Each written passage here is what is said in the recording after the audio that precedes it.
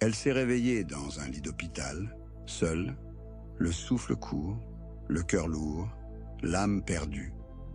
Pas de famille à son chevet, aucun ami au bout du fil, seulement le bourdonnement lointain des machines et de la chambre voisine, une récitation du Coran qui montait doucement. Elle s'appelait Aïcha, non pas par naissance, mais par renaissance. Elle n'avait pas grandi dans l'islam. Elle n'avait pas grandi avec la moindre croyance. Mais c'est dans le moment le plus sombre, le plus sale de sa vie, après l'addiction, le cœur brisé et la presque mort, qu'elle a entendu pour la première fois la sourate « Le jour montant ». Ton Seigneur ne t'a ni abandonné ni détesté. Coran, le jour montant, verset 3, et quelque chose s'est brisé en elle. Mais cette fois, la brisure ne l'a pas détruite, elle l'a ouverte. Ce verset est devenu sa corde de vie, sa sortie du désespoir, sa réponse silencieuse à la question qu'elle hurlait depuis des années, « Pourquoi cela m'arrive-t-il » C'est une question que beaucoup d'entre nous posent, mais rarement à voix haute. Nous la chuchotons en prosternation quand personne ne nous voit. Nous la ressentons quand un rêve meurt, quand quelqu'un que nous aimons s'en va, quand la douleur dure plus longtemps que la patience dont nous nous croyons capables. Alors nous commençons à nous interroger, non seulement sur l'épreuve, mais sur celui qui l'a permise. Et le doute se forme comme une ombre. Si Allah est si miséricordieux, pourquoi est-ce si douloureux d'être en vie? Il y a dans notre tradition une voix, ni bruyante, ni froide, ni lointaine, mais chaude, blessée et sage. Une voix qui ne parle pas de la douleur depuis la rive, mais depuis son cœur. Son nom était Ibn al-Qayyim. Il n'était pas épargné par la souffrance. Il l'a marché, saigné, traversé, emprisonné pour s'être tenu aux côtés de son maître, éprouvé par la perte, brisé plus d'une fois par la vie d'ici-bas. Il savait ce que signifie être abaissé par Allah, puis se relever en n'ayant plus que lui. Il ne proposait pas de clichés. Il parlait à des cœurs en ruine. Il écrivait pour le croyant fatigué, confus, honteux de ses questions, incertain d'être encore aimé par son Seigneur. Et il a dit ceci: « Quand Allah te brise, ce n'est pas pour te détruire. C'est pour te vider de ce qui n'a jamais été fait pour te remplir, afin qu'il te remplisse de ce qui n'a jamais été fait pour te quitter. » Peut-être est-ce cela, ce moment. Ni punition, ni abandon, mais une miséricorde déguisée. Peut-être que le cœur brisé n'est pas la fin de ta foi, mais son commencement. Peut-être que le silence que tu entends n'est pas distance, mais rapprochement. Peut-être que ce qui semble se défaire est en réalité un appel à tomber en prosternation. Alors pose ta question, pleure ta douleur, mais laisse la porte ouverte à cette possibilité, que ce que tu traverses puisse être le moment où Allah commence à t'élever. Le scalpel du très miséricordieux. Il est des blessures si profondes qu'elles réduisent au silence même le croyant le plus ardent.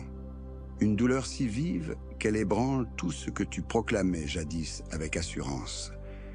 Mais et si la douleur n'était pas l'ennemi?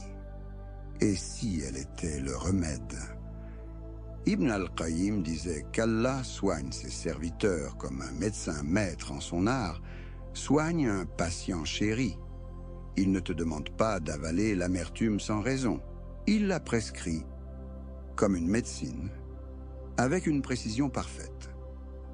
Dans Zad al-Ma'ad, il a écrit « S'il n'était pas vrai qu'Allah traite son serviteur par l'amertume des épreuves et des afflictions, le serviteur resterait malade dévoré par l'orgueil, l'insouciance, la suffisance.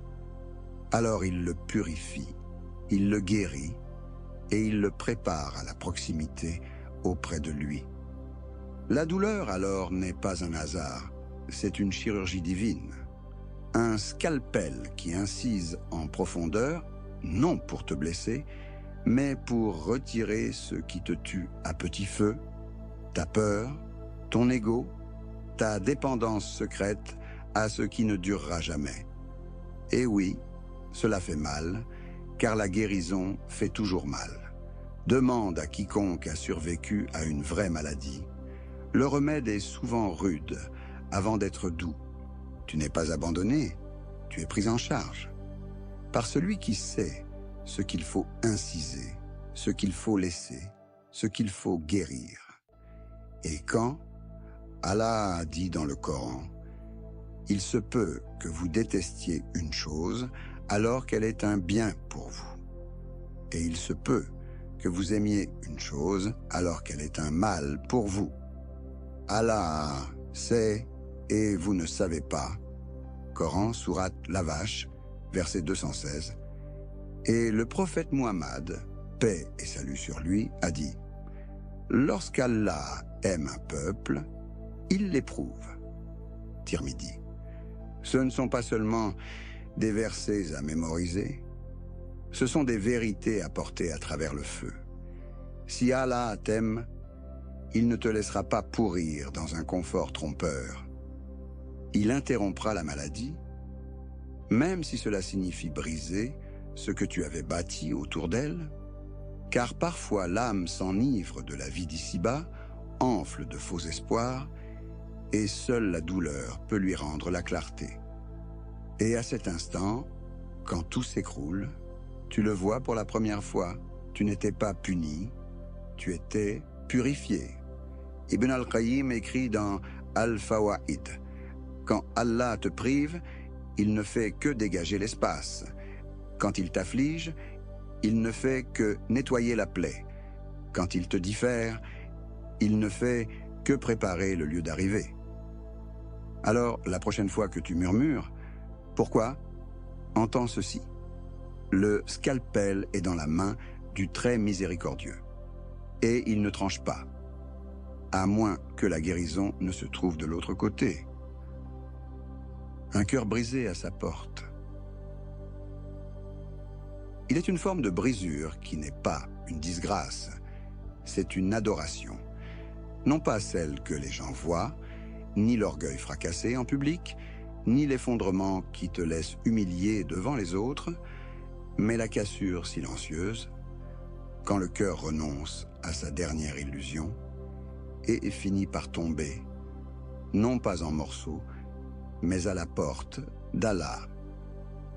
Ibn al-Qayyim l'appelait le brisement sacré. Dans Madarij as-Salikan, il a écrit « Il n'est rien de plus aimé d'Allah que la brisure du cœur devant lui, et comme sa réparation est proche de ce cœur, comme sa victoire et sa miséricorde sont proches. Ce n'est pas le cœur plein de réponses, c'est le cœur à court d'excuses. Celui qui dit « Ô Seigneur, je ne sais même plus quoi demander, j'ai seulement besoin de toi. » Et Allah répond à de tels cœurs, pas toujours en retirant la douleur, mais en entrant avec toi à l'intérieur d'elle. Et nous vous éprouverons assurément par quelques craintes, par la faim et par des pertes de biens, de vie et de fruits. Mais annonce la bonne nouvelle à ceux qui patientent. Ceux qui, frappés par une calamité, disent « Nous appartenons à Allah, et vers lui est notre retour. » Coran, sourate La Vache, versets 155 à 157. Bonne nouvelle pour ceux qui patientent, non pas pour les forts, non pas pour les inébranlables, non pas pour ceux qui sourient dans le deuil comme s'ils étaient intacts, mais pour ceux qui saignent et disent encore « Louange à Allah », pour ceux qui tremblent et choisissent encore la prosternation. Pour ceux qui se sentent oubliés et murmurent encore « Seigneur ». C'était Aïcha. Quand sa vie s'était écroulée, quand l'addiction l'avait presque engloutie, quand la trahison avait éventré son âme, elle n'a pas trouvé Allah dans une mosquée, ni par un jour ensoleillé de facilité, elle l'a trouvé dans une chambre d'hôpital, près d'une inconnue qui récitait le Coran et d'un verset qui disait « Ton Seigneur ne t'a ni abandonné, ni détesté ». Coran. Le jour montant, verset 3, ce n'est pas la logique qui l'a sauvée, c'est le brisement sacré. L'instant où son âme s'est rompue et où elle a cessé de prétendre qu'elle allait bien et s'est enfin tournée de tout son être vers celui qui l'attendait depuis toujours. Elle a dit « Je ne savais même pas comment invoquer. J'ai seulement pleuré et dit « Si tu es là, guide-moi, et je suis tienne. » Ce fut le commencement, non pas d'une simple convalescence, mais d'une appartenance. Un cœur qui devient à lui. Ibn al-Qayyim a dit « Le cœur brisé à la porte d'Allah est plus aimé de lui que 1000 actes d'adoration accomplis par celui qui s'imagine n'avoir besoin de rien. » Alors si ton cœur est en pièces, si la perte, la confusion, la honte ou le silence t'ont fendu, ne te recolle pas trop vite, ne te hâte pas de l'anesthésier, de le réparer, de le cacher. Apporte-le brisé, apporte-le tremblant, car parfois, la porte d'Allah ne s'ouvre que lorsque quelque chose en toi se brise et tombe, juste à ses pieds, le feu qui te transforme en or. L'or ne naît pas brillant, il doit être brûlé. Il commence terne, mêlé d'impuretés, enfoui sous des couches de terre, puis vient le feu, non pour le détruire, mais pour révéler sa valeur.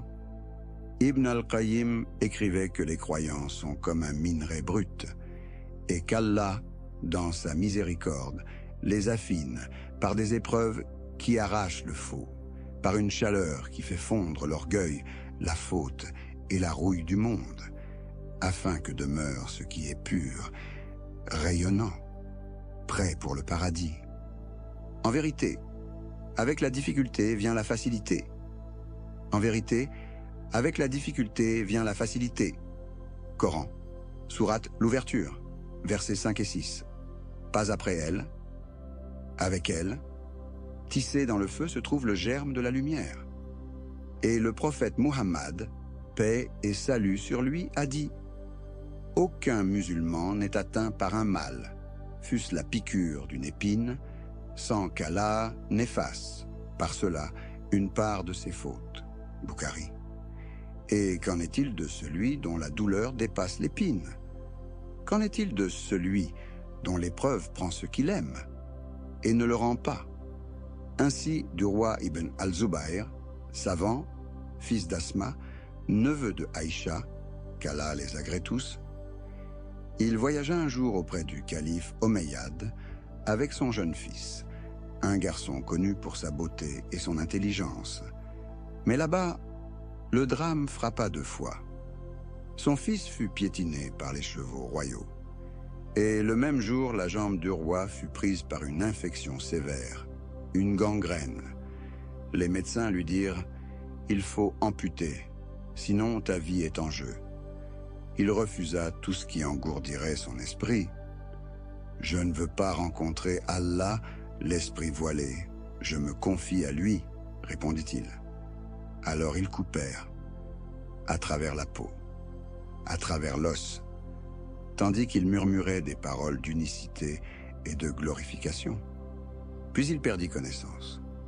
Mais ce qui vint ensuite ne fut ni plainte ni effondrement, ce fut la gratitude. Il prit sa jambe, sectionnée, la baisa et dit « Ô Seigneur, tu m'avais donné 4 membres et tu n'en as pris qu'un. Tu m'avais donné 7 enfants et tu n'en as pris qu'un. Si tu as repris, tu as aussi laissé.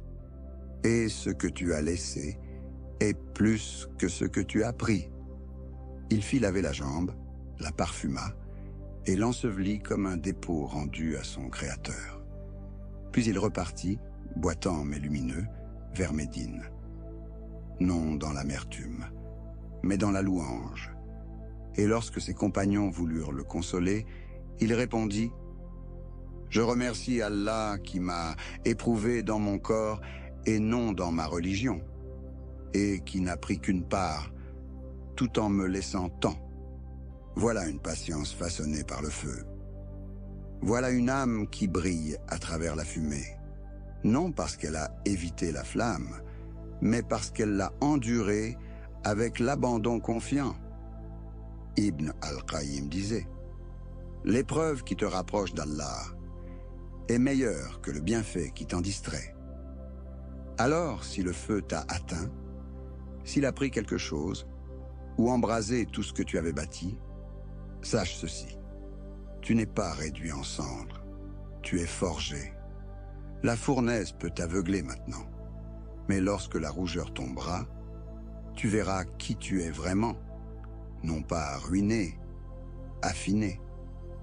Or, aux yeux de celui qui n'éprouve jamais sans dessein et ne purifie jamais sans amour, quand Allah t'enlève ce que tu aimes, il est un deuil qui ne vient pas de la mort, mais du détachement. Quand ce autour de quoi tu avais bâti ton monde t'est silencieusement repris, une personne, un rêve, un statut dont tu croyais qu'il te rendrait enfin entier. Cela te glisse entre les doigts, et il ne reste que le silence, et un cœur qui ne cesse de demander « Pourquoi Allah a-t-il pris ce que j'aimais ?» Ibn al-Qayyim appelle cela le dépouillement sacré. Quand Allah ôte ce qui rivalise avec lui dans ton cœur, non pour te punir, mais pour te ramener. Dans l'un de ses ouvrages, il écrit « Quiconque s'accroche à autre qu'Allah s'accroche à ce qui est destiné à se briser. » Et parfois, cette rupture est la miséricorde, non la tragédie. Allah dit dans le Coran « L'exemple de ceux qui se donnent des protecteurs en dehors d'Allah est celui de l'araignée qui se bâtit une maison. Or, la maison la plus fragile est, en vérité, la maison de l'araignée, s'il savait. » Coran, sourate L'araignée, verset 41. Et combien d'entre nous enveloppent leur cœur de toile, faisant confiance aux gens pour les guérir, courant après des titres pour se définir, construisant leur identité autour d'emplois, de relations, d'ambitions, jusqu'à ce qu'Allah envoie le vent et que la toile s'effondre, non pour nous ruiner, mais pour nous sauver, car certains cœurs n'atteindraient jamais Allah, à moins qu'ils ne retirent ce qu'ils croyaient indispensable pour vivre. Un homme perdit tout en une seule semaine, sa richesse, sa position, son plus proche compagnon. Il se tint dans la mosquée en pleurant, non par faiblesse, mais par éveil, et il dit « Je demandais à Allah de me donner de la force. Je ne savais pas qu'il me l'accorderait en ôtant ce qui me faisait me sentir fort. » Voilà ce qu'est le dépouillement. Ce n'est pas la perte pour la perte, c'est une soustraction pour révéler là où tu posais ton poids et te montrer doucement que cela n'était jamais fait pour te porter. Ibn al-Qayyim explique « Quand Allah voit son serviteur s'appuyer sur quelque chose, l'aimer d'un amour qui le distrait de lui, s'y dépendre au point d'en être aveuglé, il l'en débarrasse avec douceur, non par cruauté, mais afin que le serviteur retourne à son Seigneur, purifié de ses illusions. Et lorsque, finalement, tu te tiens debout sans rien d'autre qu'Allah, tu réalises que tu es encore debout, non pas vide, mais enfin entier. Ce n'est pas nier ton chagrin. Nous avons le droit de pleurer, de manquer, d'avoir mal. Même Jacob, prophète d'Allah, a pleuré jusqu'à perdre la vue. Non parce qu'il doutait d'Allah, mais parce que l'amour, quand il est interrompu, fait mal. Mais derrière la douleur se cache une miséricorde subtile.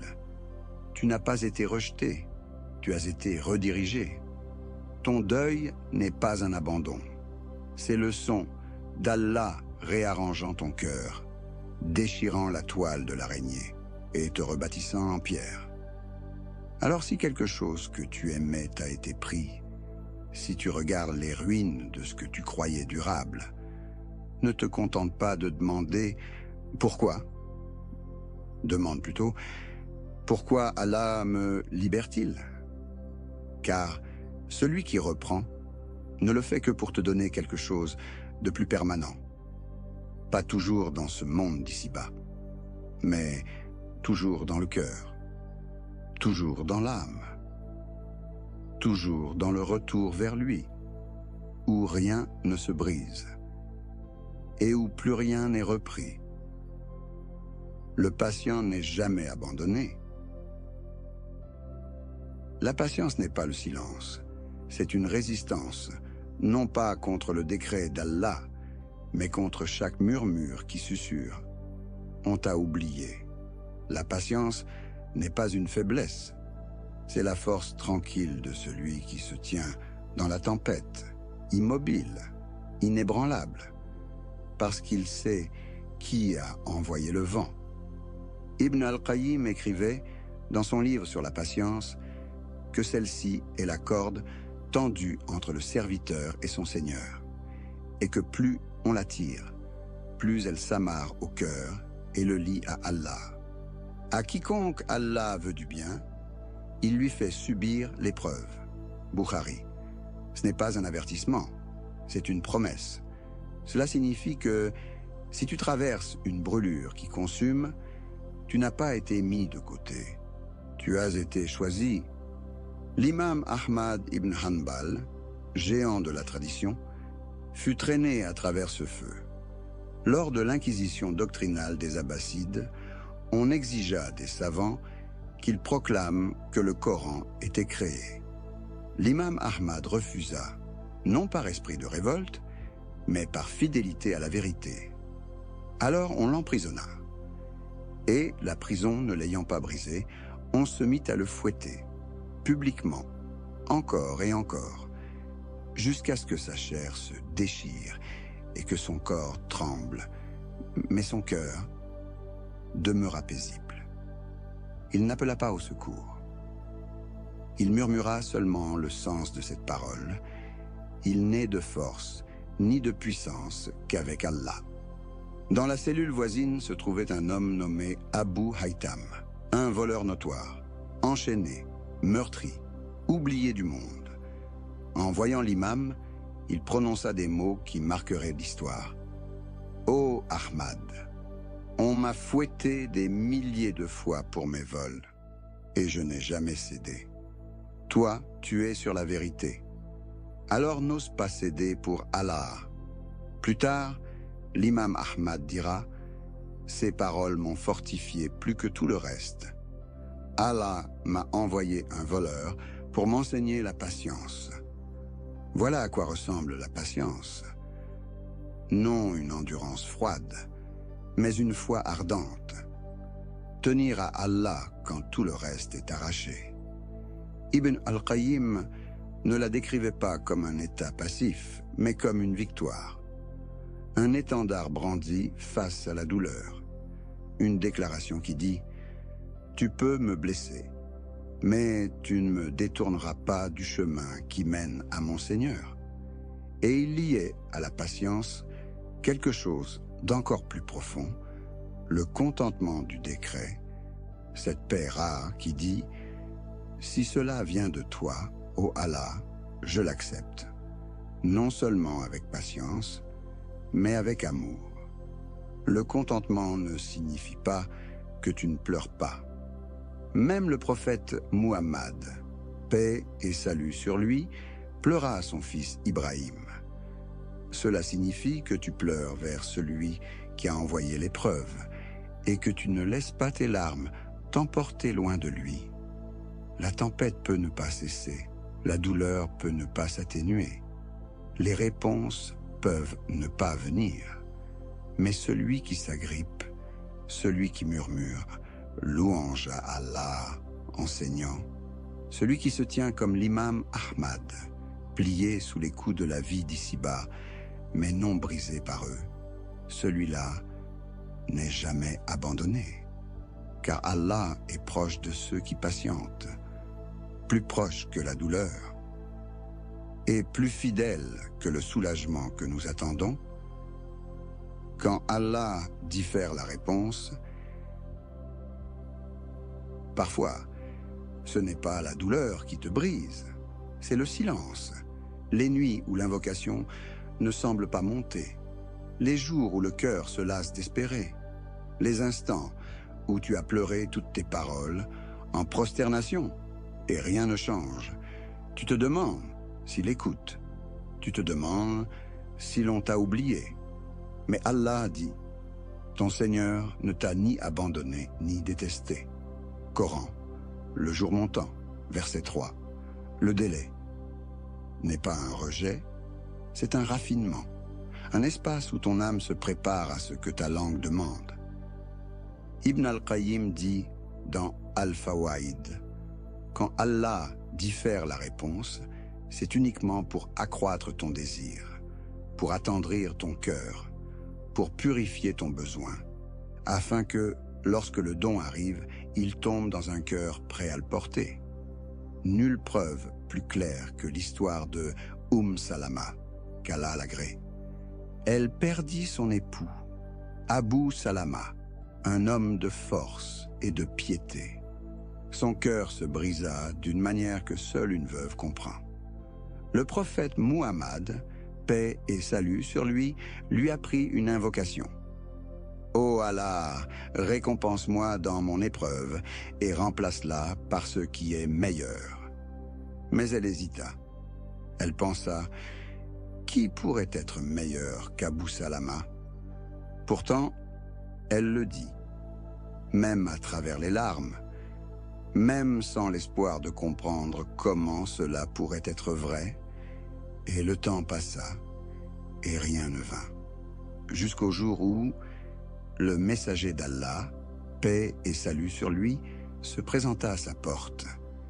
Et Allah ne se contenta pas de remplacer ce qu'elle avait perdu. Il l'éleva au-delà de tout ce qu'elle avait imaginé, de la peine à la grandeur, de la veuvage à devenir l'épouse du prophète de la miséricorde, paix et salut sur lui. C'est cela que voulait dire Ibn al-Qayyim lorsqu'il écrivait « Si tu savais comment Allah gère tes affaires dans l'invisible, ton cœur fondrait d'amour pour lui. Tu demandes, et il entend. Mais il ne te donne pas seulement ce que tu veux, il te donne ce que tu aurais demandé, si tu savais ce qu'il sait. Parfois, le délai vient de ce que ton invocation est trop petite. Parfois, c'est que ton cœur n'est pas prêt. Et parfois, c'est que ce que tu as demandé arrive, mais sous l'habit d'un autre temps. Allah n'est jamais absent, même quand il se tait. Alors si tu attends encore, si tu murmures la même invocation, après tant de mois, tant d'années, ne t'arrête pas. Car dans l'immobilité, Allah œuvre. Il réarrange le chemin. Il parfait l'instant. Il prépare un don que lui seul sait façonner. Ton Seigneur ne t'a pas abandonné. Il met simplement quelque chose de côté, pour l'exacte seconde où ton cœur sera prêt à le recevoir. La vraie prison n'est pas celle que tu crois. Ils lui enchaînèrent les mains, le enfermèrent derrière des murs de pierre, tentèrent d'éteindre sa voix, d'isoler sa présence, de le priver de toute influence, mais ils ne purent pas toucher à son cœur.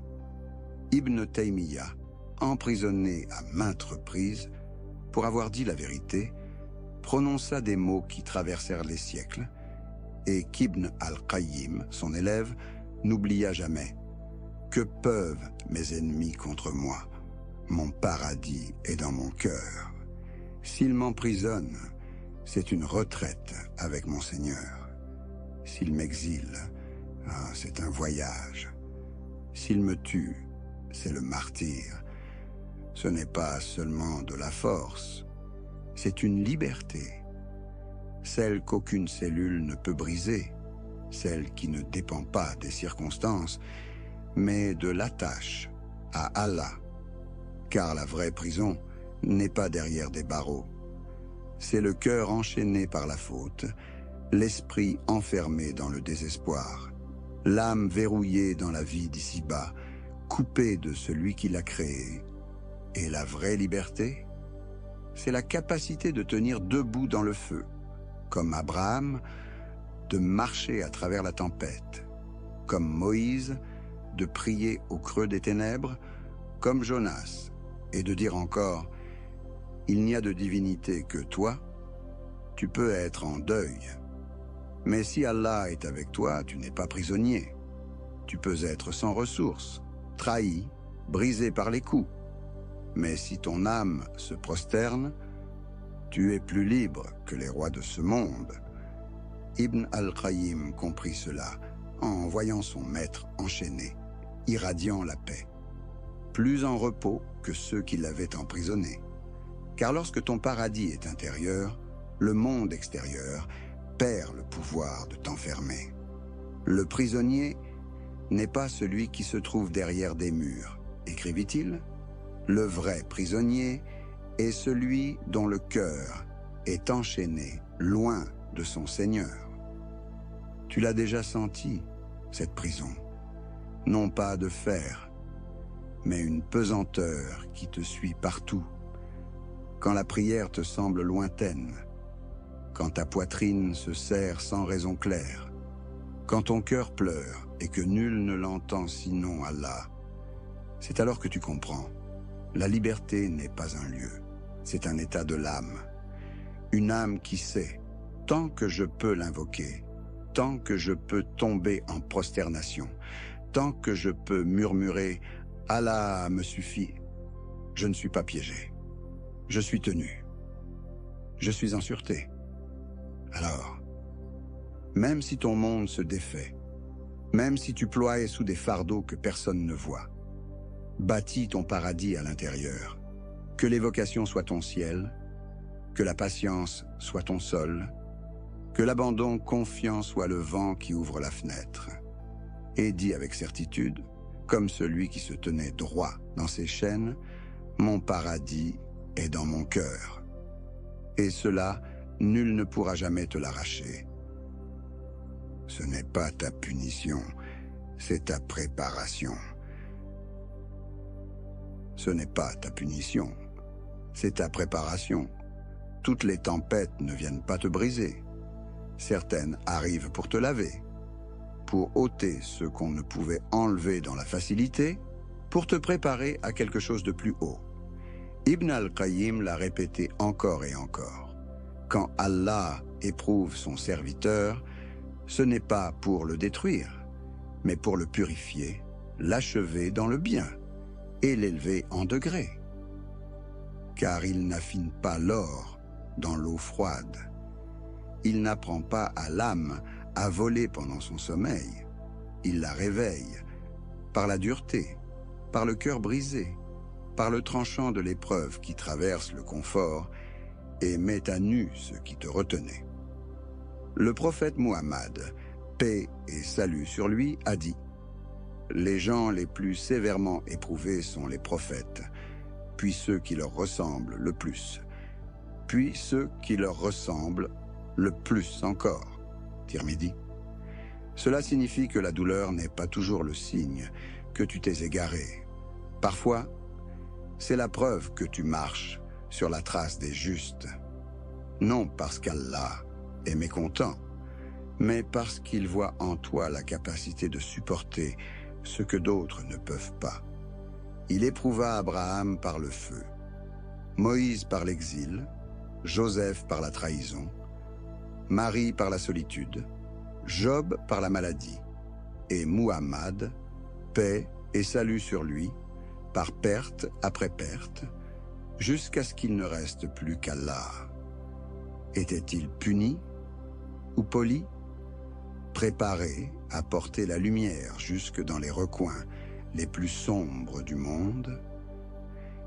Ibn al-Qayyim nous rappelle: quand Allah aime un serviteur, il l'affine par les épreuves, non pour lui nuire, mais pour ôter de lui la poussière de ce monde, afin qu'il parvienne à Allah pur. Alors, lorsque ton âme te paraît à vif, lorsque tu as perdu ce dont tu croyais ne pas pouvoir te passer, lorsque tes invocations semblent heurter un mur, fais une pause et considère ceci. Et si ce n'était pas la colère divine, mais l'attention divine, et si tu étais choisi pour porter une vérité plus lourde, pour marcher un chemin qui laisse des empreintes plus profondes, pour être proche d'Allah, d'une proximité que tu n'avais jamais imaginée, cette épreuve pourrait bien être ce qui te qualifie pour la joie que tu supplies depuis si longtemps.